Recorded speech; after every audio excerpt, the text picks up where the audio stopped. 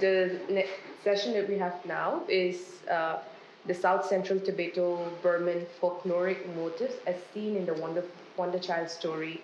So he'll be presenting David A. Peterson. He's a professor and he teaches linguistics at Dartmouth College in the US.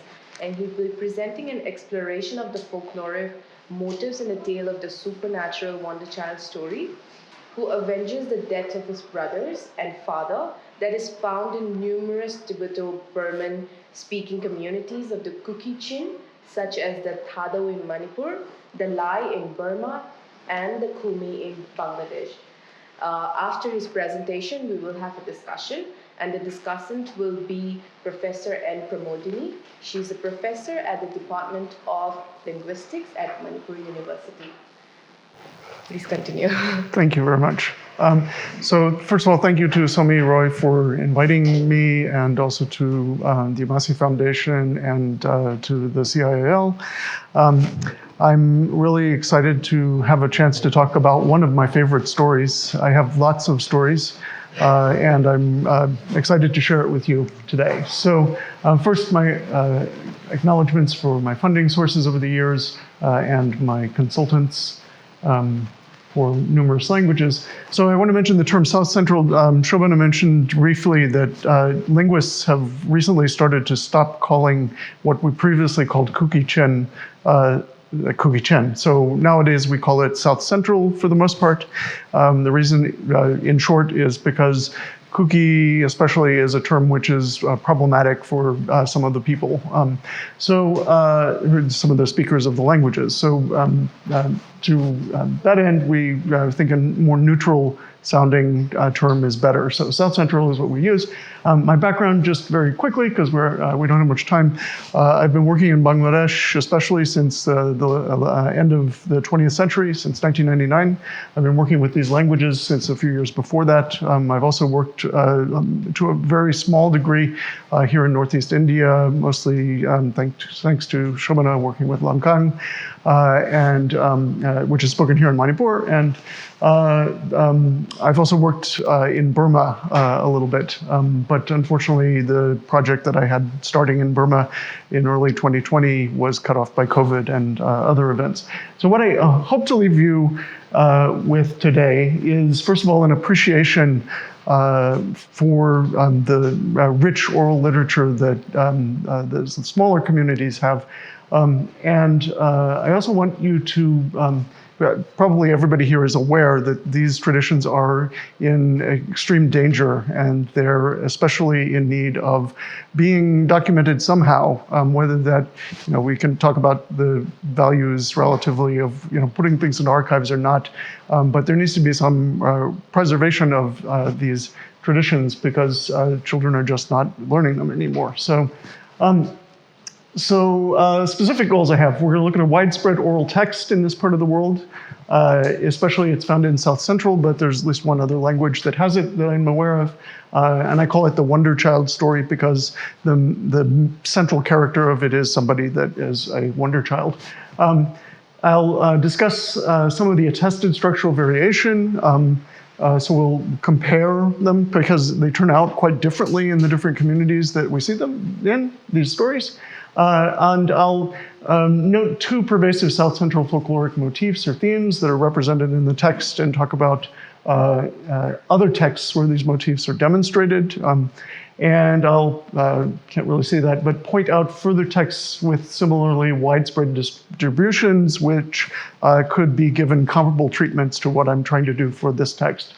And so if you're aware of this story in some tradition that I'm not mentioning today, then please be sure to tell me about it in the question period, because I'd like to find more instances of it.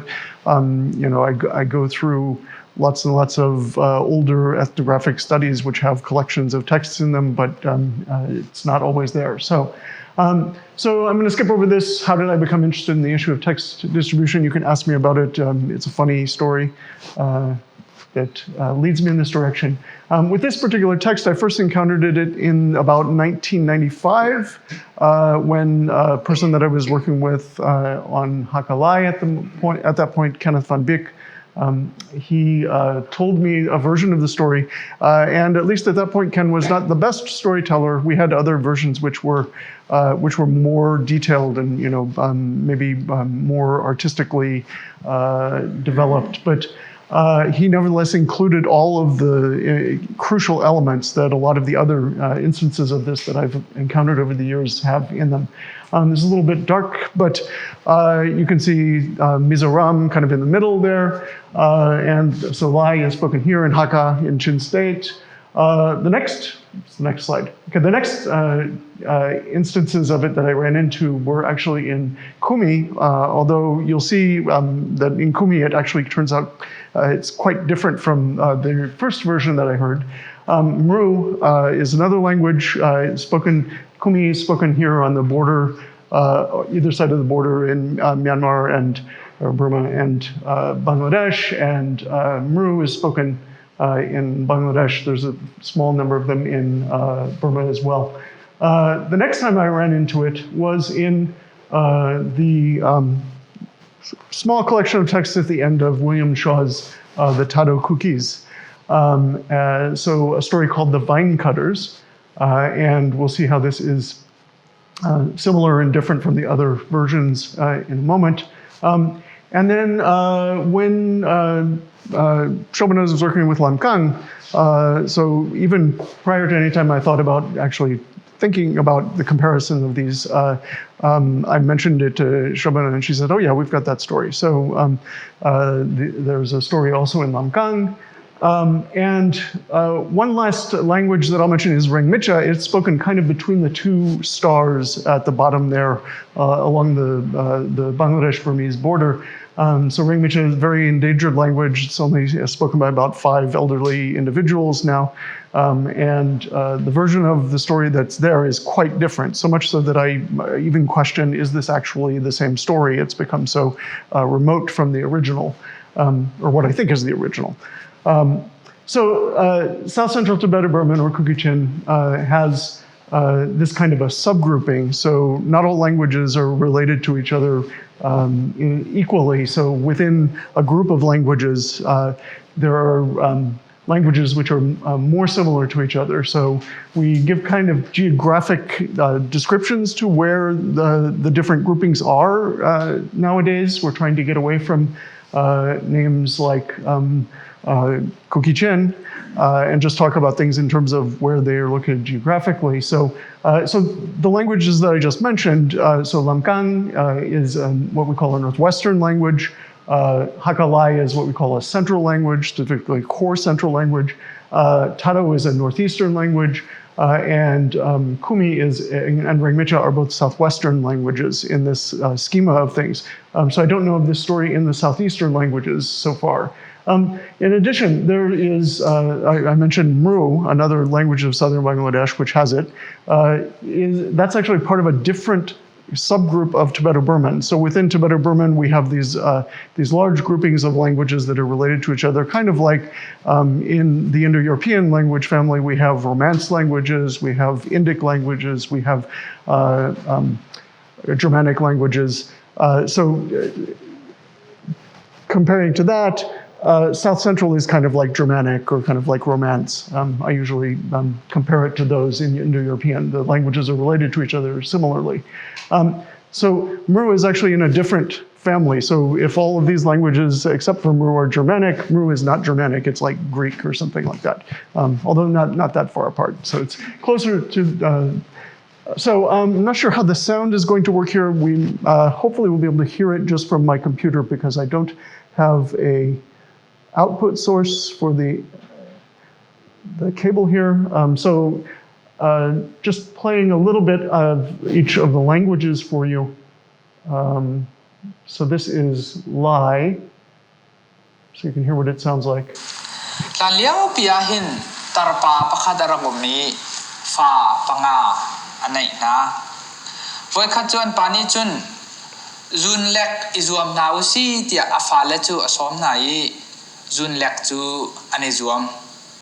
So if you're a speaker of Mizo, you can probably understand that. But so a little bit longer I'll give you for the Mru version.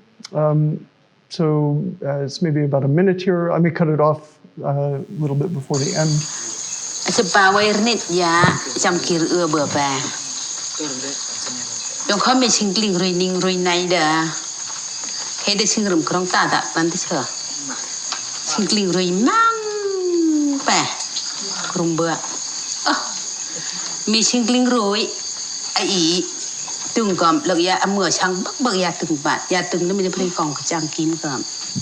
Phải. Nó pa tẹt mi pa ăn tay nâng tham đó bật tham ăn lòng tăng các bạn. So I'll stop there. I left a little bit more in here because I kind of wanted you to hear when they get to a point where characters are talking to each other. There's a definite aspect of performance in a lot of these that is quite striking. So here's Kumi.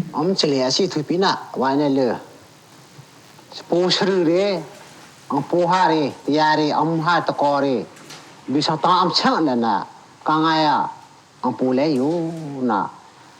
Ako the kutihari, kimba na ka bele utha thate, ang pu itri na le saile. Ani kuti bele una athawa na ble, ng pu kale di na buba na domba, na pite. Na ble ang pulay to ko yo bele. Oops. Let's see. So I'll skip the last one. I don't think that's not that audible. Can I go to the next slide? Okay. So anyway, we have these different stories. So in Lai, the story is called Fatherless, because Fatherless actually is the name of the Wonderchild in the story. And as you'll figure out, he's fatherless because he doesn't have a human father, as far as we know. The Kumi version is called the Eagle Story, for reasons which will become clear in a few minutes. It's also called the Yampochu Story. Yampochu is the name of the Wonderchild. In Muru, it's called Koite, and Koite is the name of a different character. I can explain later which that is. In Tado, it's called the Vine Cutter Story, as will become clear in a minute why it's called the Vine Cutter Story. In Lamkang, it's called the Story of Seven Sons. And in Ringmiche, it's actually called the Story about the time the sun disappeared, which seems very different, right? So I want to actually read for you, it's reportedly also in other languages, but I want to read for you the shortest version of this that I have. And this is the Tado version in Shaw. And one thing that strikes me about this version is, being written down sometime in the the mid-20s probably, it seems to have been cleaned up quite a bit from the standpoint of linguists. So it doesn't strike me that it's totally an oral version of the text. But let me see. I can put this also on the screen here. Hopefully that's visible in case my English is not, I can't actually do that. Let me see what I need to do here. Hang on. There's a trick for doing this on Macs.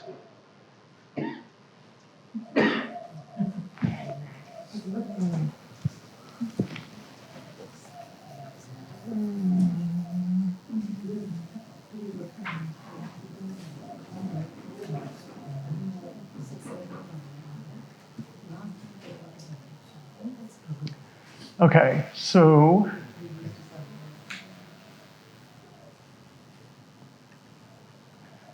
I'll try to advance this as I read it. So there was a man who had 7 sons. One day when clearing a field, they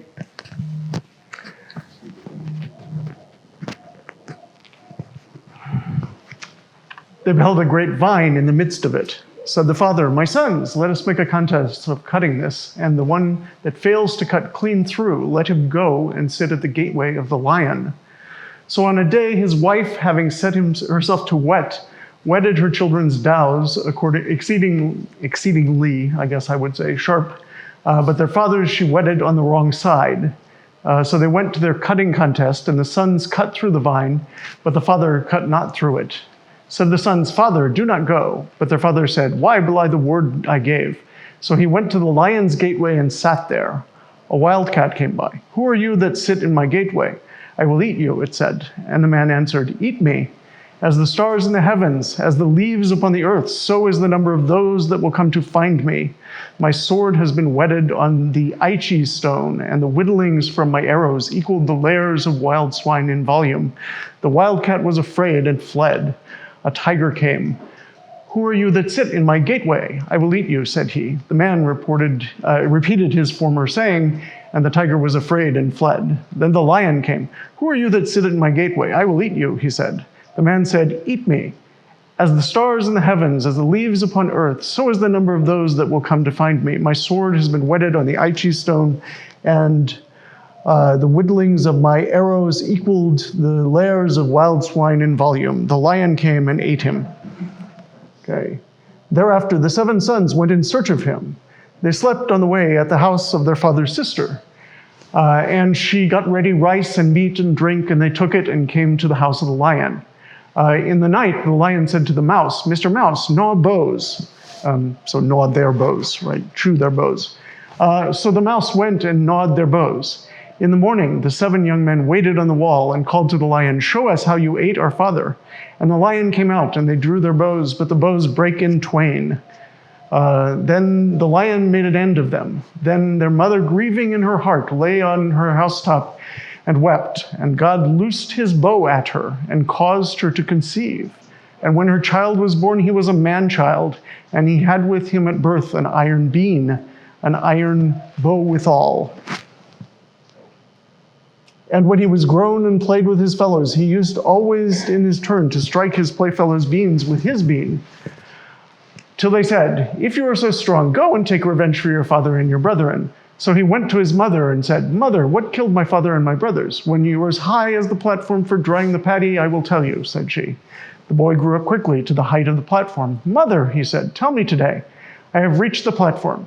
But she said, "When you are a man, I will tell you." Then when he became a man, his mother said to him, "The slayer of your father and your brethren is the lion. I will take revenge," said he. So he took his iron bow and set forth, and by the way he spent the night at the house of his father's sister. "My child," she said, "whither goest thou?" He said, "I go to avenge my father and my brothers." Said his aunt, "My child, do not go. Your brothers, every one of them, are utterly cut off. You are alone, and alone you cannot kill him." But he answered, "Nevertheless, I can undertake it." And then his aunt said, "If you would avenge in full your father and your brothers, let you throw up a stone, and before it has fallen back to earth, drink this jar empty down to the peg. Then catch that pig of mine 20 palms in girth, and pitch it over the length of the house and over the breadth of the house. If you can accomplish this, then indeed you shall take revenge for your brothers and your father."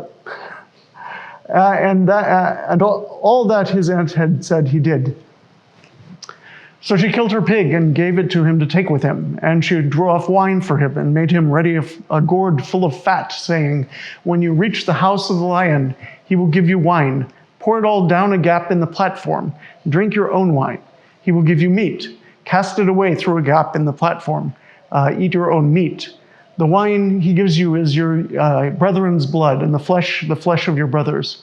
Then he went to the house of the lion, and when he came there, the lion gave him wine, and he poured it away and drank his own wine. He gave him meat, and he cast it away and ate his own meat. At night, the lion said, "Mr. Mouse, notch bow." Notch bow meaning chew the bow. Right? And Master Mouse came back and said, "My lord, I have no teeth left." In the night, because remember, he had an iron bow, so the mouse broke his teeth on the bow. In the night, the lion's cock crew with a cock-a-doodle-doo, Chongpu's death day, stranger's strength day, and the lion squeezed his gullet. Then the cock crew again, cock-a-doodle-doo, Chongpu's strength day, stranger's death day. Chongpu must be the name of the lion. And the lion fed him. On the morrow, the man stripped the bark of a tree off a tree and broke the gourd of fat at the fork in which he sat and waited. He called out to the lion, "Show that which you did to my father and my brothers." And then the lion came forth with, "I will show." And he lashed his tail and leaped at the man and well nigh seized him. Then the man shot with his bow into the open maw, and the lion lay still. But the man was afraid to come down, and as there came by a bee flying, he called to him, "Pray, Mr. Honeybee, look at that animal I have shot, whether it be dead or alive." The bee went and buzzed at its vent, buzzed at its head, and went inside and flew off with a scrap of the liver.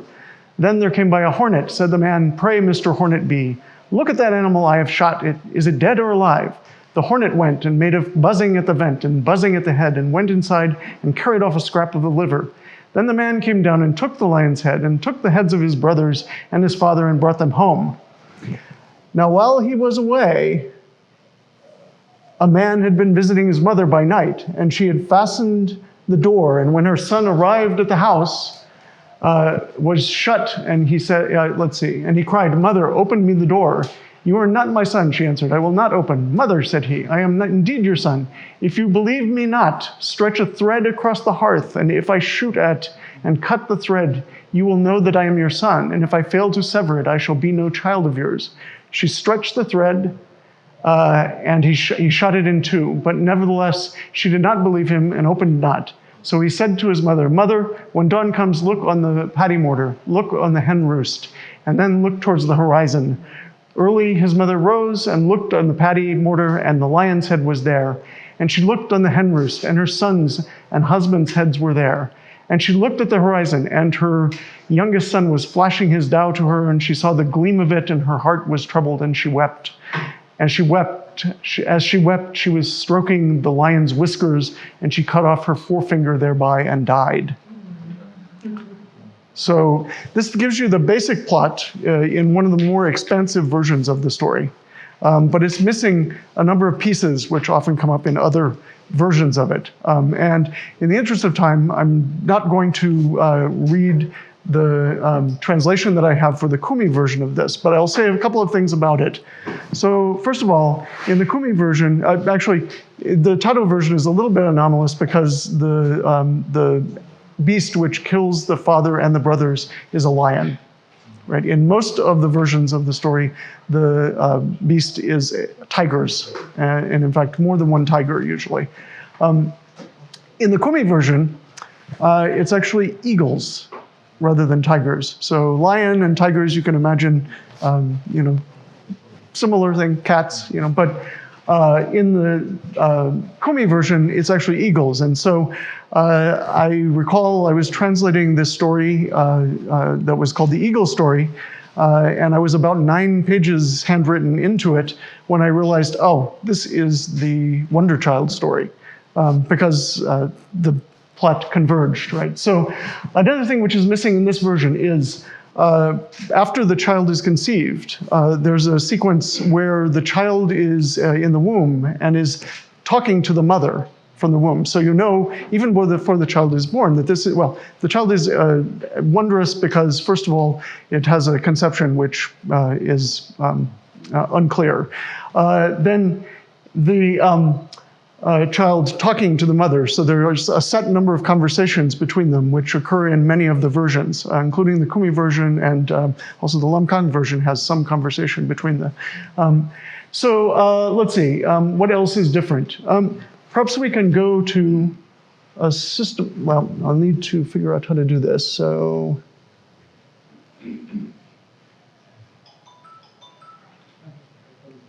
there is a way to do this without, no.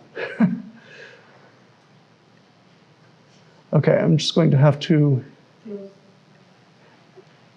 yeah. Oh, very good. It didn't give me any trouble. So if you do a systematic comparison of various elements of the plot, you can see similarities between the different versions. So first of all, tigers. Tigers occur in all but the Kumi and the Rengmiche examples. So in the case of the Kumi, it is eagles rather than tigers or some other cat. In the case of Rengmiche, the entity which kills the father and the brothers is actually the son. And so the Wonderchild sets off to take revenge against the son. And Let's see. The vine cutter's story takes its name from the vine, which there is a competition in cutting at the beginning of the story in some of the versions. So in the Lai version, that's the case, the Tado version, the Lamkang version, and also the Mru version. So recall Mru is quite distant from these other versions. So that seems like it might be an original element of the plot in this story. So let's see. There are various things that I have on the left-hand side there, which you will recognize. Others maybe will not be so clear. One thing that's missing in the Tado version is an old woman. In the Lai version, there is a woman who's actually named the tiger-raising woman in the story. And so the tiger-raising woman is missing in the Tado version that we just heard. It's also missing in the Lamkang version. In the Kumi version, the old woman is not an old woman, but a snail. So the brothers, the father and the brothers and the Wonderchild, they all happen upon a snail who's washing her blanket. Nevertheless, it's clear from how they interact with the snail that she's an old woman. In fact, they call her grandmother snail, right? So even though it's a snail, it's a character that is maintaining this status as an old woman. Let's see, there's the mouse, which chews the bows. Let's see, another similarity that I don't have listed on the left there is this song that may be what I mean by the chicken there. So the song that the chicken sings. So you remember the chicken, the rooster crows, cock-a-doodle-doo, Chongpu's strong day is here, and the others will lose, and then vice versa after the lion throttles it. So in Tado and in Kumi, you have an almost identical song of that sort. It's not a song exactly, but it's what the rooster is crowing. So let's see, all of the versions have this magical pregnancy. Ringmicha, Kumi, and Lamkang all have this talking baby aspect of it. Let's see, there are others here. Perhaps I can come back to this and answer any specific ones later. I just want to mention some of the high points. Let's see. So if you go through it, you see a very high frequency of there being tigers involved in this story, of there being a vine involved in these stories. So there's some vine that starts out the story in many of them. There's this supernatural pregnancy. Another thing which frequently is attested is the children teasing the child. So you recall in the Tado version, the children are saying, why don't you go to take revenge for your father and brothers? So in a number of the versions, there's that episode. Then in another episode, which we haven't seen in either of these, but it's in the Kumi version, the Wonderchild has some communication with his grandfather, who is, let's see, in some versions of it, it is the father of his mother. In other instances, it would just be his grandfather, I guess, who's already passed away. And the grandfather provides him with iron weapons to go to take revenge, right? So in the Tado version that we listened to there, the child seems to be born with the weapons. It's not clear how that happens exactly, but that's what the text seems to say, right? So then there are some more localized things, such as in the Kumi version, when the father goes away, he plants a banana tree upside down, and he tells them, if this banana tree starts to bear fruit, then I've died, basically. And so when he dies, when the eagles kill him, then back at home, the banana tree produces incredible fruit, which of course is impossible. But so that is more localized. It only occurs in a couple of places. The stripped tree version, I believe, occurs in Lamkang and in Tado. So those being languages that are fairly closely localized. So the point of the stripped tree is, so remember the Wonderchild goes to fight the lion, and he first strips a tree of its bark and then pours fat on the tree, right? So by doing that, the idea is he made the tree slippery so that the lion couldn't climb up to get him, right? So another thing is a seed. So there is a seed which grows in seed pods. It's about this large, and when it dries, it's kind of black in color, very dark brown. And children have a game, which I'm sure most of you are familiar with. They have a game where you take a seed and you shoot other people's seed. It's kind of a marble-like game, if you know what I mean by marbles. So that also is possibly more localized, but it's also a frequent thing. Let's see. So through systematic comparison, we can gain some idea of what was probably originally part of the story and what is perhaps instead more of a local origin.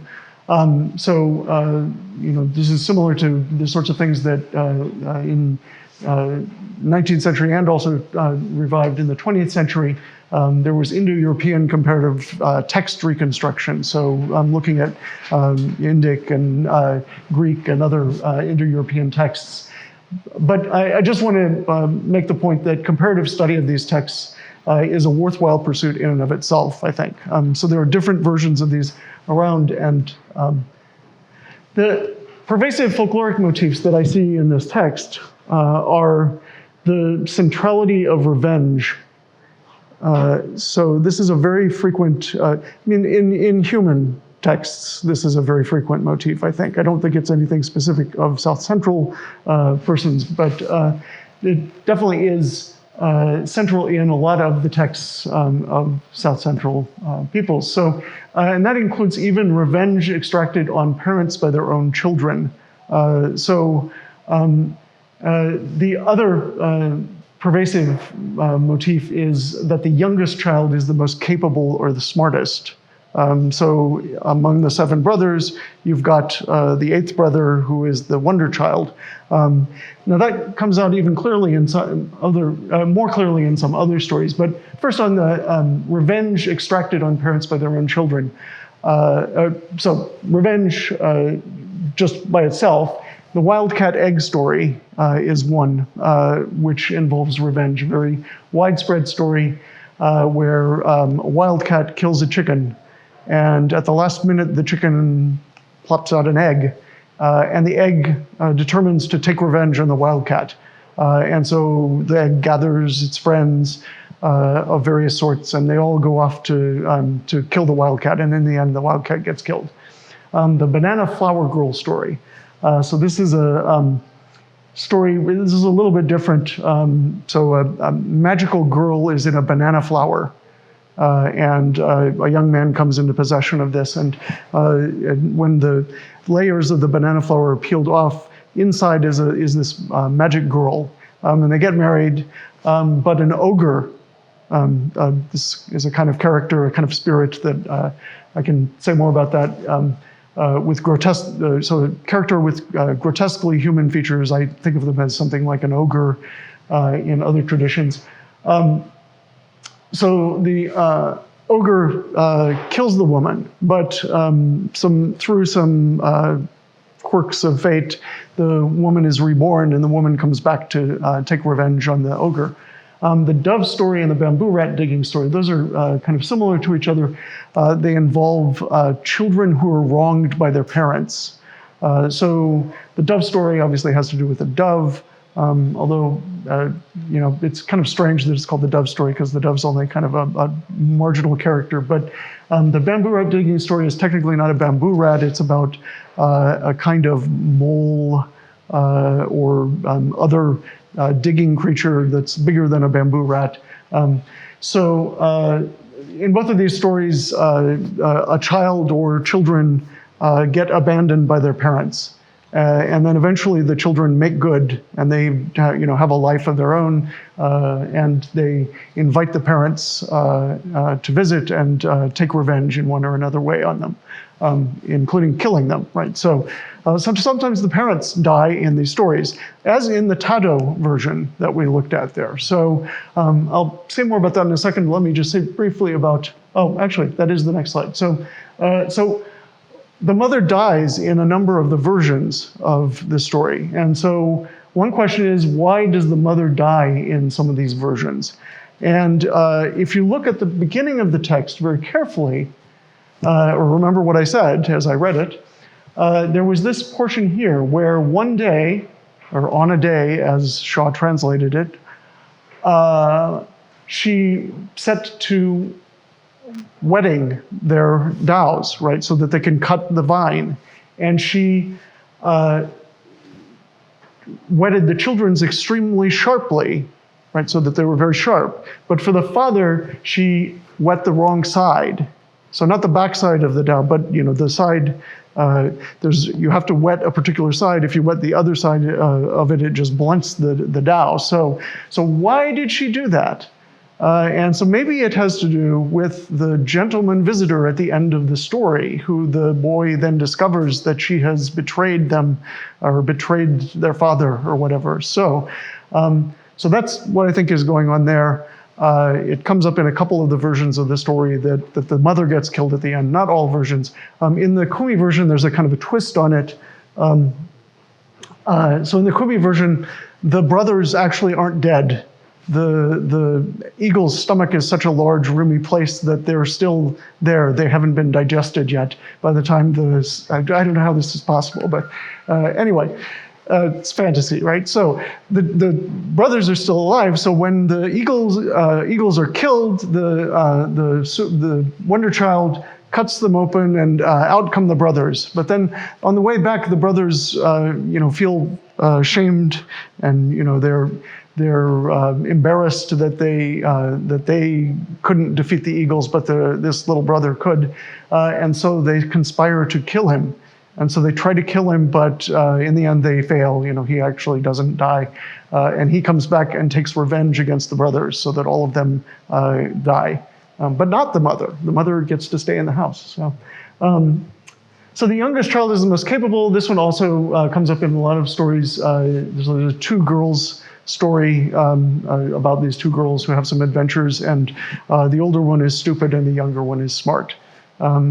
The deer story, they're, I guess, stepchildren in this case, and the younger one is the smarter one than the other one. And the bamboo rat digging story, which I mentioned before. So in this story, the way it works is a father is widowed, and he has 7 children, 7 sons again, different 7 sons.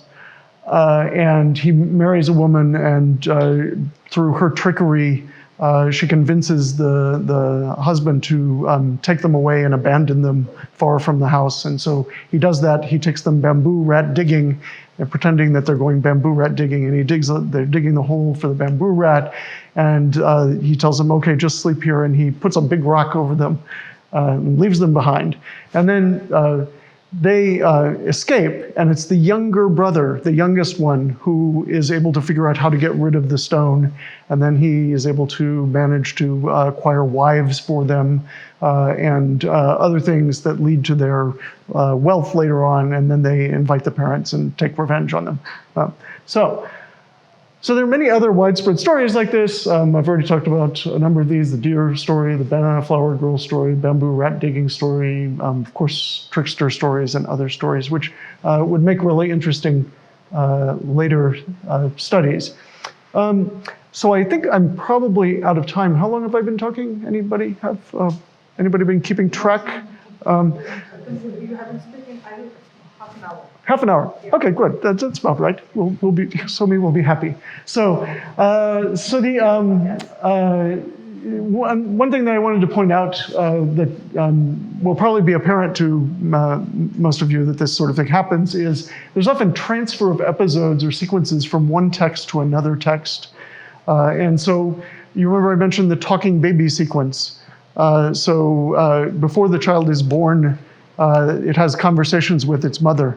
And there's a story which is what Perry says is a um, a really important text to the Lakers, or to the Mara, I would call them these days. Once upon a time, a young man called Diata married, and after a little while it appeared that his wife was going to have a child. When she was in this state, she went to work in the paddy fields, and one day while she was working, the baby inside her cried out, "Mother, it will rain today. You had better pick a palm leaf to protect you from the rain." The mother replied, "You are still in my womb. You cannot know anything about rain," and so forth. So baby in the womb talking with the mother. And this is exactly the conversation that occurs when this sequence happens in the Wonderchild story. But unfortunately, this is not the Wonderchild story. So I read this, and then I was very disappointed that it actually wasn't the Wonderchild story. It would have been strange to start the Wonderchild story this way anyway. But so I think it would be very interesting and maybe somebody has already done this, collect a database of all of the different recognizable sequences like this, and then we could come up with some kind of a map for what text a different sequence tends to appear in. But anyway, great fun. And I want to end with the second point that I wanted you to take away from this, besides that, there's a fantastic oral tradition out there, and there's lots of things that can be done with it. This oral heritage is in dire need of documentation before it is lost. When I began working in Bangladesh more than 20 years ago, the main consultants that I was working with were approximately 25, 30 years old, and they were unable to tell stories like this at that point. So the stories that I have are all from people who were already fairly advanced in age at that point. And I don't believe that it's that much better now.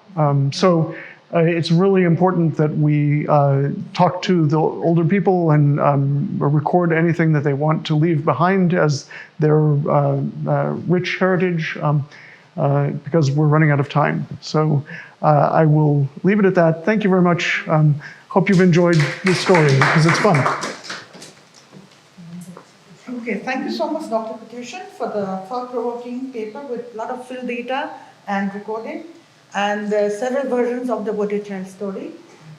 This is question time. If you have any observations, any queries, or anything which you would like to know. I was wondering, in the story that you showed and you were reading line by line, Yeah. was the mother wetting the knife there? The mother sharpens the knives for them, yeah. But for the father, it was the wrong side. It was done by the mother in that story. Yeah, the mother was the one who wet the knives. Do you think that's strange? No? Would you wet your own knife? I don't know why the mother wets the knife. Differently. I remember it was so. Yeah, the story that we were reading. Yeah, and so the point is basically she wet the wrong side. There's a sharp side, and if you do it the wrong way, then it doesn't make it sharp. It makes it blunt. Yeah.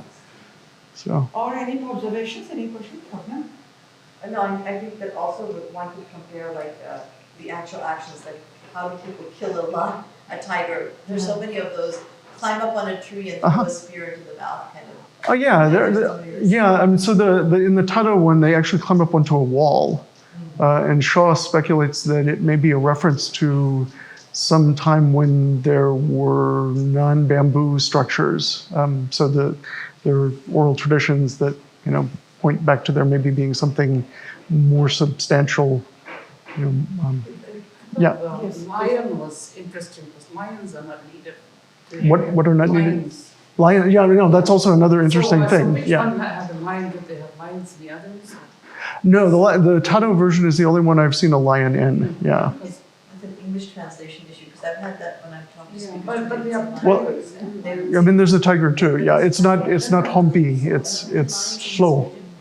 No, they're not needed. They're not. But Yeah, it's a different word. It's not lion. Sorry, it's not tiger. It's definitely lion. tiger would be king, You might remember the tiger is another animal that comes along before we actually get to the lion. I was just wondering what the word for lion is. What the word for lion is? Yeah. Slow. In the story. Slow. Oh, what? Slow is the name, the word. Then Yeah. tiger was. Tiger's humpy, like everywhere practically. Any more? I was just wondering if you, I was just wondering if you have traveled all these places where there is a lot of variation. Yeah, so I don't know really where Shaw collected this, collected this story. He might have collected it in Imphal or somewhere Because else. I was thinking the variation may be due to the differences in the topography and the Could be, objects people are using it. Uh-huh, yeah. I mean, their daily life, everyday life. Uh-huh. So maybe the objects are different, so the interpretation or the, maybe it's a reflection of that. Sure, yeah. I mean, so the fact that in the case of the kumi, it's eagles rather than tigers. I don't know. I mean, there are wildcats of various sorts down where kumi is spoken, but I don't think there have been tigers for quite a while. So, And the question was, had you been to those places? And have I been to these places? Well, you have been to them. I mean, I'm not sure where this story actually But takes you have place, been to the but places on the map, right? I have been to many of the places on the map. So I've been to where Labkang is spoken. I've been to, well, Tado is spoken in various places. So again, I don't know where that one was collected from. But yes, I have been to where the Ringmicha, the Kumi, and the Meru, and the Lai live. Yeah. I have a very straightforward question. Yeah. But maybe difficult to answer. Like Oh, okay. so many versions. Which one would you probably think that's the original? Yeah, so It seems like to me, it's like, you're constructing a protoform kind, yeah, Yeah. that's what I'm trying to do, but there are problems with it, right? So everybody's been kind to not point out that these are just one version of the story, right? So it may be that if you looked at a different version of the story, then you might see some elements in, so in Kumi, what's missing? Well, Kumi's actually pretty good. So the stripped tree is missing in Kumi. But maybe if I had used a different version of it from a different speaker, and I actually have more than one version of this, but I haven't translated a separate version of it, which I will do actually at some point. But it may be that the speaker that I use the text from for these purposes just forgot to mention the stripped tree part of the story. Or it may be that whoever told the Tado version of the story forgot to mention this, or maybe they were in a hurry and they were trying to finish quickly, and so they left out the part where the child talks from the womb or something like that. So this is inherently problematic in terms of reconstructing things. But I think that the Lai and Tado versions are probably closer to the original. So the eagle that you see in Kumi, or eagles that you see in Kumi, and definitely the sun in the case of Rangmicha, those are, as far as I know, clear outliers in terms of what this story usually involves. And then when you mentioned about Ringmicha, It is possible that the storyteller has been the community. Oh, sure, yeah, of course. Yeah, definitely, yeah. This can't be. Yeah, this can't be, taken to represent, what the final version of what this story looks like for a given language. Therefore, you really can't reconstruct. And it is translated from oral to text. Yeah. You must be listening to someone there. Yeah, sure. Or doesn't remember. Yeah. Then becomes the definitive one, which is wrong. Right.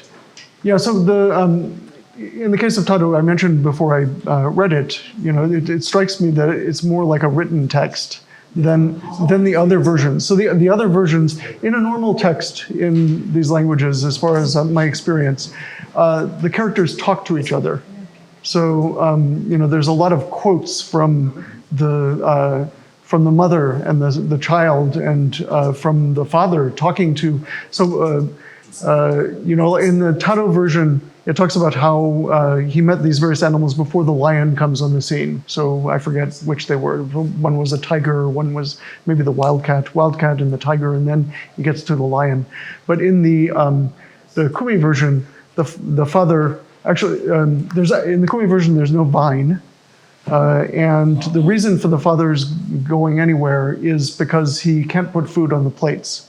So it feels bad that he's unable to support his family, so he leaves. And he first meets the jungle fowl and tells the jungle fowl, eat me. And jungle fowl says, oh, I couldn't do that. Do you have children? And yes, I have 7 sons and a wife, that's 8, and me, that's 9. And the jungle fowl says, oh, if I eat you, then there'll be a war later. There'll be a fight. somebody will come to take revenge, right? So then he says, go away, go over there to the fence or whatever. And so he goes over there, and then he meets the jungle boar. And the jungle boar says, oh, how many children do you have? And he says, I have 7 children. He says, oh, no, I don't want, there'll be so this sort of thing. I forgot where I was going with that, but you can go ahead. Yeah, probably. Maybe a question, they mentioned about Remita, right? Yeah. But is this almost on the verge of extinction? Yes. Maybe there are 5-6 people speaking. Exactly, yeah. But how did you manage to get the data, the story, all this? How did I language? How did you manage to get the story? Well, I asked the speakers to tell me some stories, and it was. Story. I didn't ask them to tell me this story. They just told me a story which is arguably this story. It's very different because there's no vine, there's no tigers, and in fact, in that story, the bad guy is the son. So the son kills the father, and then the 7 brothers go off to take revenge on the son, and they go to, I guess, the evening star, and then there's some other star, and then there's some other star, and eventually they get to the sun, and then the sun kills them too. And so then the Wonderchild comes along with the conversation that is typically there between the child and the mother and everything else, and then the Wonderchild goes and actually captures the sun in a big iron chicken basket. So the kind of basket for carrying chickens. This kind of loose weave basket. So it captures it in this, and then I think it covers it. It covers it in sap, the kind of sap that you catch birds with. So you put this white sap on the end of a stick, and you put some insects on it and catch birds like that. So anyway, then there was a problem because it was too cold. And so they had some further discussions, and eventually they let the sun go. So that's why we're okay. So if there is any more questions? No more questions? I think we'll have to wind it up here because thank you so much for your Thanks. I hope it was interesting. We have to take time for the next session. Where's Shobna and Yes. Yeah. 4. Okay, 5. Okay. Great. Thank you. So thank you all very much. If you know of any versions of this story, please let me know.